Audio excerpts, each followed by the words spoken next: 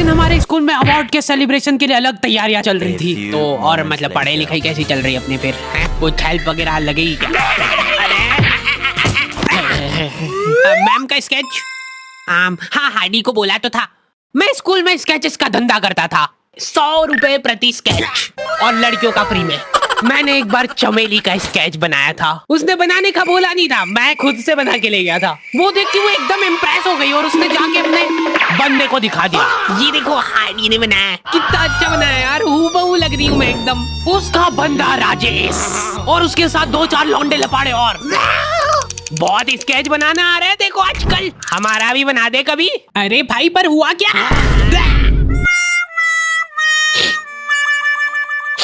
मैं रोते हुए एक ही चीज सोच रहा था कि ऐसा क्या गलत कर दिया यार मैंने।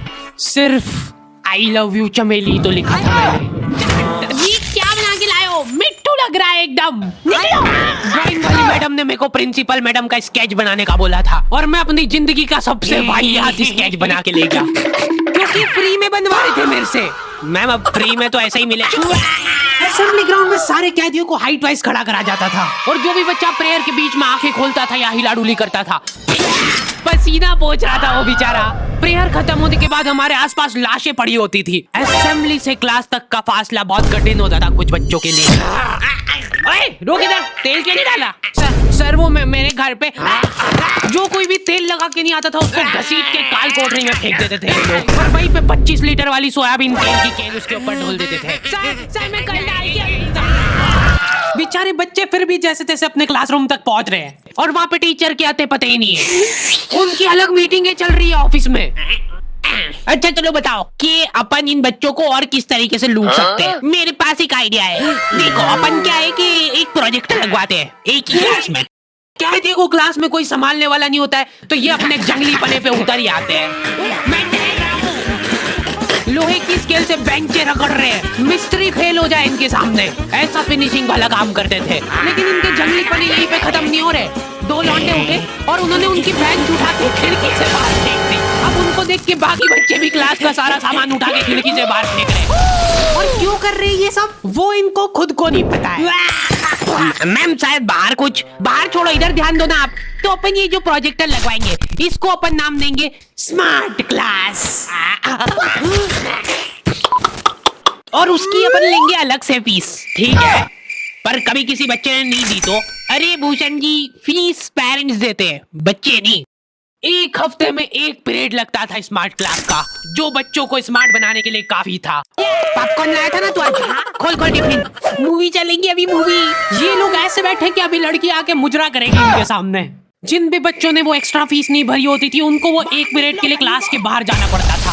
ये सब हरकतों में 10-15 मिनट निकल जाते थे। उसके बाद टीचर आके जैसी प्रोजेक्टर चालू कर रही है उसकी आधी स्क्रीन जने का सीलिंग पे ही चढ़ रही है, तो अब उस स्क्रीन को फिक्स करने के लिए एक एक्सपर्ट आदमी को बुलाया जाता है। हाँ सही सोच रहे हो, बोसाना।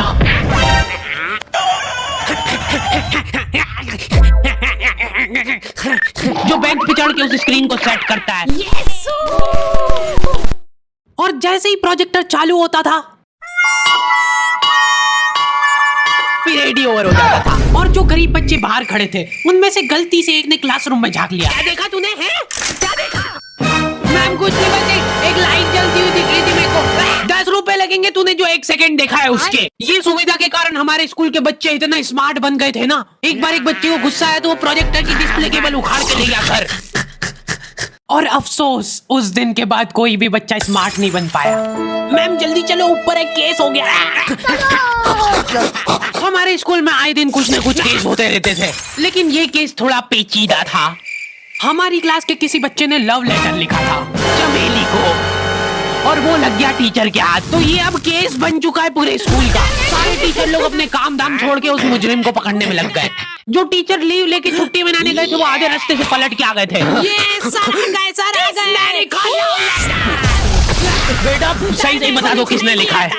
अब ये 10-15 टीचर लोग आपस में डिस्कशन कर रहे हैं। सर आपने लिखा है तो बता दो, अपन बात दबा देंगे। फिर इन्होंने एक और एक्सपर्ट टीचर को बुलाया। बेटा सुन लो, मैं शक्ल देख के बता देती हूँ एक बार में कि कौन है मुजरिम। तुम बाहर जाओ। हाँ तुम भी बाहर जाओ, तुम भी। क्लास में सिर्फ 4 लड़के बचे, जिनमें से एक मैं हूँ। बाकी सभी बच्चे इसके शक के दायरे में थे। उन सभी बच्चों को काल कोठरी में ले जाके टॉर्चर किया जा रहा था। बोल दे बेटा क्यों लिखा है। इधर मैडमों को अलग चीजों की टेंशन हो रही थी। इसने चमेली में मात्रा तक गलत लगाई है। अरे रुको, इसका बाप भी बोलेगा सच। बोल दे बेटा क्यों लिखा था। बस हाँ बोल, तूने लिखा था। बोल। सर मैंने नहीं लिखा। सर हमने नहीं लिखा। बोल सच सच बोल, अभी भी मौका है। बोल दे कि तूने नहीं लिखा। मर गई आज मतलब तुमको। मुंह खोल। ऐसे तो ये कसाई मार डालेगा सारे बच्चों को। साइड करो इसको, मैं जा रही हूँ। अरे मैम सबने सच बोल दिया है, इन सभी ने मिल के लिखा है। हाँ sir, very good very good. चलो अब साइड करो। ये क्या, किसने मारा मेरे बच्चों को। पानी पियो बेटा, लो पानी पियो। लेकिन उसके पहले मेरे को बताओ कि तुम में से किसी ने लिखा है या नहीं। इधर इनकी क्लास में अलग इन्वेस्टिगेशन चल रही थी। बेटा देखो, अगर तुमको आपस में भी किसी पे शक हो तो तुम लोग बता सकते हो खुल के, किसी से डरने की कोई जरूरत नहीं है। इतने में राजेश उठ के बोल रहा है, मैम मेरे को हार्डी पे शक है। तो पहले क्यों नहीं बताया। उसके बाद ये लोग मेरे को ही पकड़ के ले गए। अभी देखो मेरी शक्ल पता है, थोड़ी सी ऐसी भोली टाइप है, तो मेरे को बचपन से ही उस चीज का एडवांटेज मिला है। जैसे किसी बच्चे से लड़ाई हो गई, सर इसने ही मारा मेरे बच्चे को। नहीं ये नहीं मार सकता यार, इसको जरूर किसी ने फंसाया है। कुछ भी बोलो यार, लेकिन मेरे को नहीं लग रहा यार कि ये हो सकता है मुजरिम। बेटा सच सच बताओ, तुमको किसने फंसाया है। बेटा देखो, अगर किसी ने तुमको फंसाया है तो उसका नाम बताओ। डरो मत, घबराओ मत, सिर्फ नाम बताओ। हाँ बेटा, डरने की बिल्कुल बात नहीं है।